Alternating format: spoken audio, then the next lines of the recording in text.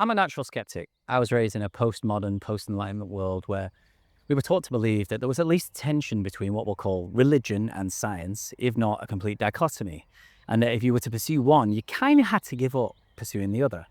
But what if I told you that the greatest mind in human history didn't just believe there was no such tension, he actually believed the complete opposite? This is a man that's revered as a hero by Einstein and Hawking and was voted #1 in a survey of the Royal Society members when asked the question, who is the greatest scientist of all time? But before I tell you who this person is, I want to take you back to Christmas Day of 1642, when a boy was born so prematurely to his widowed mother that they didn't think he would make it through the night. And indeed, when he was delivered, he was said to be so small that he fit inside a quart mug. Now, I don't know what a quart mug is, but it sounds pretty small. Not the conditions you would imagine this future prodigious genius would be born into. Indeed, his familial life after that fact was also not very great. He had a tense relationship with his mother and his stepfather, and indeed once threatened to burn down their house with them inside, something he did feel bad about later on. But this man did eventually make it out of the hamlet in Middle England where he was born and went to Cambridge University, where he was not a notable student. He wasn't someone that people talked about as the, future mind that he was going to be. And then his studies were interrupted by something that was, kind of inconvenient. You might have heard of it. It was the bubonic plague. This young man, very young man, was sent back to the hamlet where he grew up to live alone. And in the next 2 or 3 years after this period, he went through the most incredible period of discovery and ideation that any human being has potentially ever had across all of history. In this period, and before he turned 23 years old, this young man discovered the science of optics, the science of motion, calculus as we now know it, and several other concepts, including thinking about gravity in a way that had not been considered before. Like I say, all before he was 23. And it's because of these achievements in particular that Neil deGrasse Tyson says that Sir Isaac Newton was the greatest scientific mind ever, no doubt about it. But what makes Newton so special when we're talking about the sort of juxtaposition and the compatibility of science and religion? Well, Newton, we discovered in the 1930s, after his papers were sold at auction, wrote around 10 million words in his lifetime.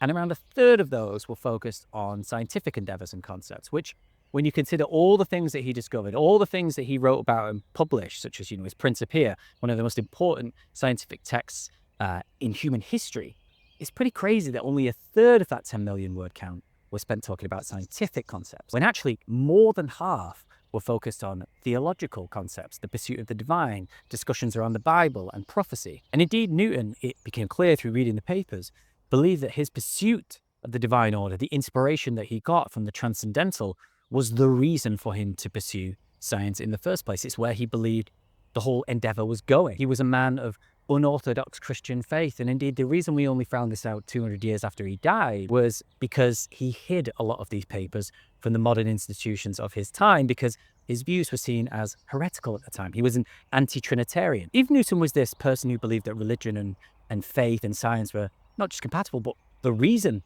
to pursue both in the first place, was he just like a one-off? Was he just a kind of a weird example? Was this just kind of at odds with the scientific thinkers of his time? Well, no. In fact, there are many, many, many thinkers throughout all of human history who not only were men of faith or women of faith, they were also believing in the idea that their pursuit of the divine, their belief in the transcendental, was the reason, the motivating factor for what they were doing.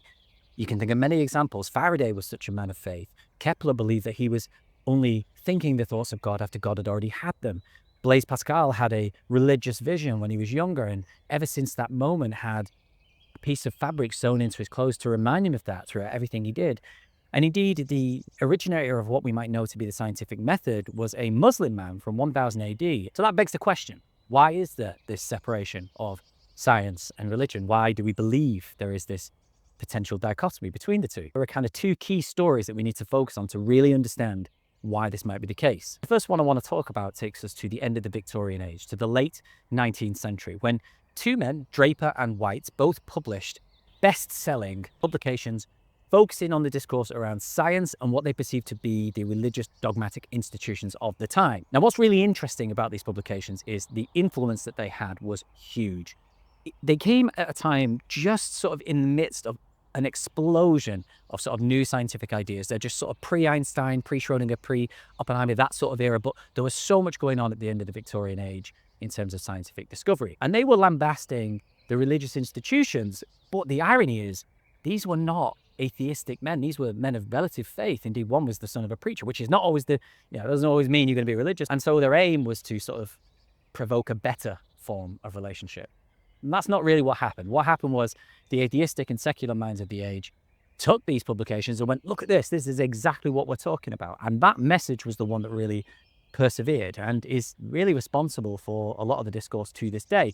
Imagine it as being like the new atheists of the early 21st century having the impact they did. That's kind of what happened at the time. And historians now can see that the claims that were made within these publications were, well, a lot of them were false, either erroneously or purposely. So this discourse around science and religion wasn't just unhelpful, it was also not true.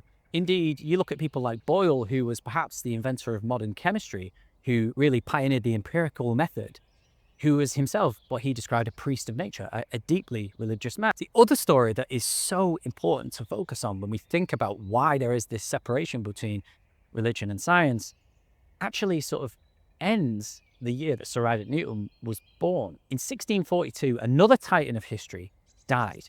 And the way that this man lived and died, his pursuits of ideas around cosmology and sort of the universe and the things that would mean for the religious institutions at the time have come to be the totemic story. That if you ask any sort of atheistic thinker why science and religion might be at odds, they will always, or most of the time, come back to the story of Galileo. And so in my next video, I want to discuss how the story of Galileo is often mistold and why the great irony of Galileo's life is not the one that we might think. So join me in that video where we'll explore exactly how Galileo and his life have shaped how we think about science and religion to this very day.